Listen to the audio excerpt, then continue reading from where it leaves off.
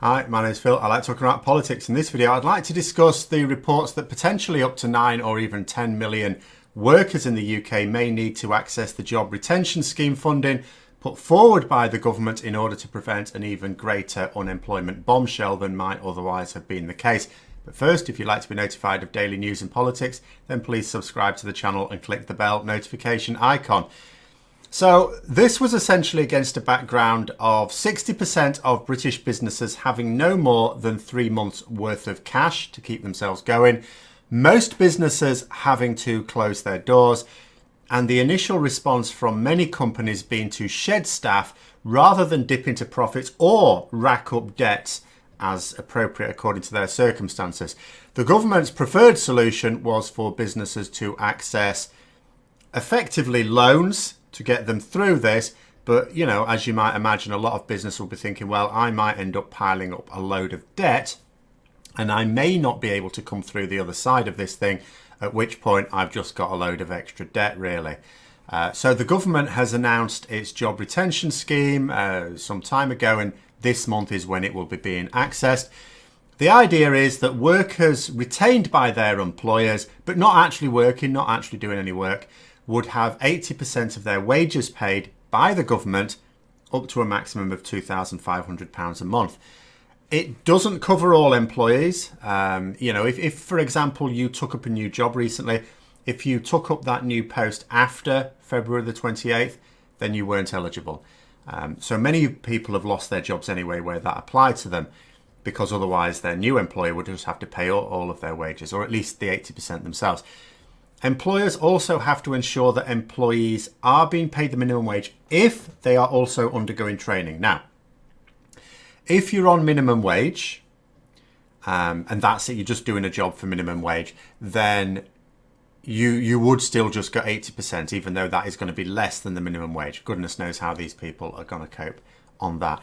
However, if as part of your role you engage with any training whatsoever, even if it's just an online course, then you must be paid the minimum wage. Really weird how that works.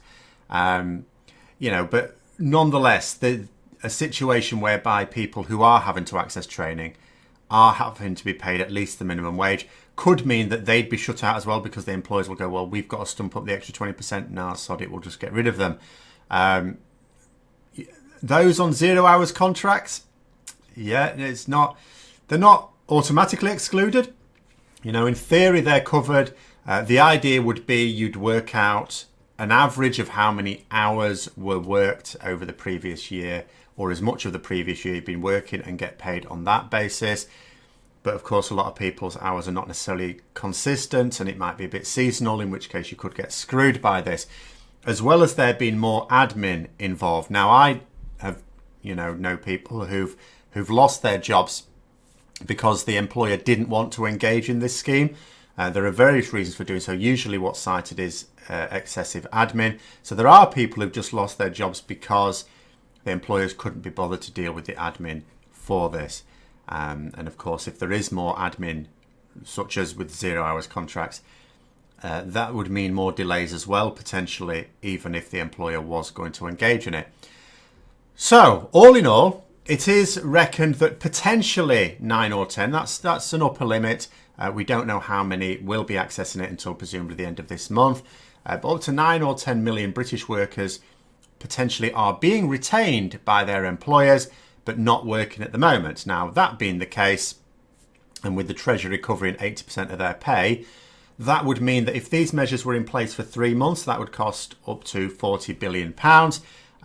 Of course, if this gets phased out over a longer period of time, which I sort of expect it will, then the cost could actually, of course, go up. I'm not saying I think the measures that we have now will be in place for more than 3 months, but I think that they'll phase in which workers need to go to work first, with the people who can perfectly well do their work at home the last to go in. The report's also saying that half of UK companies have furloughed most of their staff, just to give you some concept of the scope of this, really. I mean, what we're talking about is, if that upper limit is correct, that's a third of the British workforce not actually working. A similar scheme was also put forward for the self-employed. but that only covered you based on tax returns from last year, which meant you had to have been self-employed the year before as well. So unless you've been self-employed for a while, you get nothing at all. And what you do get comes later on as well. So for everyone who's been self-employed for less than a couple of years or has changed jobs recently, had no guaranteed hours, or was on minimum wage with training, or for whatever other reason lost their jobs due to the employer not wanting to engage with the scheme, basically the only safety net left then is the universal credit option. Now it has to be said, there's a number of countries put in some sort of job retention scheme like this. In the UK, there are more holes in it than in a number of other countries, but fewer than in others as well. So take that how you'd like. Now, the scheme did also allow employers, so let's say you changed your job recently, and it was in March, basically, or right at the end of February, and you're not eligible to be furloughed and for the government to pay 80% of your wages for your new employer. Your previous employer has the option of taking you back on and then furloughing you, so it doesn't really cost them anything other than the admin needed to put that in. So you could then take part in the scheme that way. I've not seen reports of this happening to a large degree, but I have seen little cases. I'll go through one case in a moment. But, just because I haven't seen lots of examples of it, absence of evidence isn't evidence of absence and all that. But that still means that with these various holes, there's still going to be tens of thousands of workers falling through the gaps in the scheme. So the other thing is, of course, if the money doesn't find itself coming through quickly, then many more will simply lose their jobs rather than being furloughed. Remember, there's 60% of British companies have only got enough cash to get through a maximum of 3 months. That means obviously there's a sliding scale. So there'll be quite a lot of companies don't have enough cash to get through the next few weeks, really. They can't wait around to pay that. They can't be paying their employees until this government money comes in. And the employees themselves, particularly lower paid workers, certainly can't afford to wait for it to come through either. So some businesses, just like many workers, are completely hand to mouth and can't afford delays. I noticed, for example, just looking across the pond, an explosion in the number of non-payments of rent in the United States. And I'm where if you want to look at our safety net and look at America's, it is at least better in this country than over there.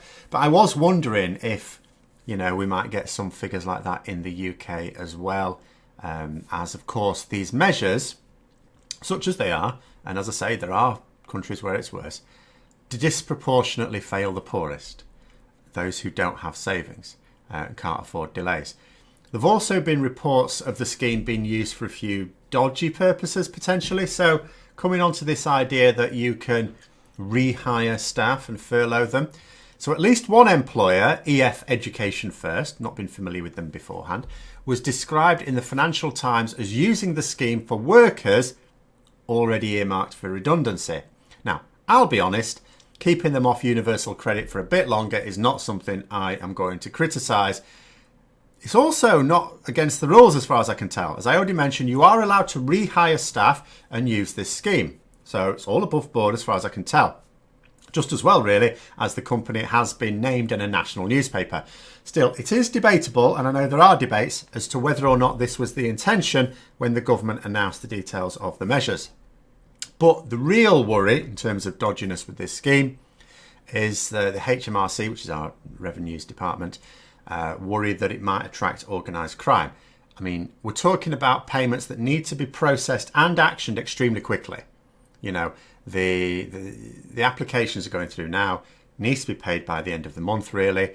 And you're talking about potentially a third of the country's workforce. The potential for a weakness in the system, in what is, let's face facts, a hastily arranged system with tens of billions of pounds coming out, is very real. Payments have been promised for the end of April for workers, not for the self-employed. That comes in summer if people can hold on, which I imagine many can't. HMRC said that such a scheme would normally take 2 years to be able to implement. They're doing it in a few weeks. There's also the risk of unscrupulous employers using the scheme, saying the furloughed staff, but still getting their supposedly furloughed employees to do some work in some capacity, even if it's not the full normal work. If furloughed, you are not permitted to offer any service or generate any revenue. Now, I'm not quite sure where the details would that be in terms of second jobs, because you are allowed second jobs and it is possible to be furloughed from one job and not another. It's equally possible to be furloughed from both jobs and get 80% of both wages. Let's say I was in full-time employment still and furloughed. Now, I wouldn't be because as a teacher, we're doing stuff remotely. But let's say I was, for the sake of argument. The guidance would suggest a literal reading of it that I wouldn't be allowed to use this channel to generate any income on the side, even though it's separate to my normal work, which seems a little bit odd because, as I say, the guidance does talk about the potential for two jobs, being furloughed from one and not the other. So I imagine what it really means and is that you're not allowed to offer any service on behalf of your employer, I think is probably what it means. But there you go. But you are certainly not allowed to carry out any work for your employer at all, if furloughed. It's all or nothing, really. But as you get, just as you get employers paying cash to certain employees to avoid the taxman, they don't declare it, I'm quite sure that HMRC are also probably sure as well that there will be people doing a pressure to do it in some work, even if it's only a little bit, but still getting paid by the taxpayer there. But that is how the job retention scheme is working in the UK. We'll see how well it's gone next month, by the time it's gone through this first month.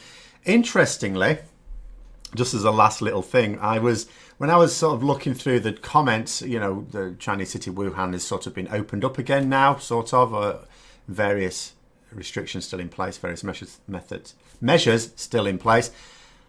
But there was a few comments about people saying after they've been locked up in their flats for all that time, they'd lost weight.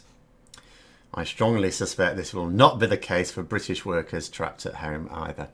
But there you go. Those are my thoughts on that scheme. Let me know your own experiences and thoughts on it as well. Hope you found the video interesting. If you did, don't forget to click the like button.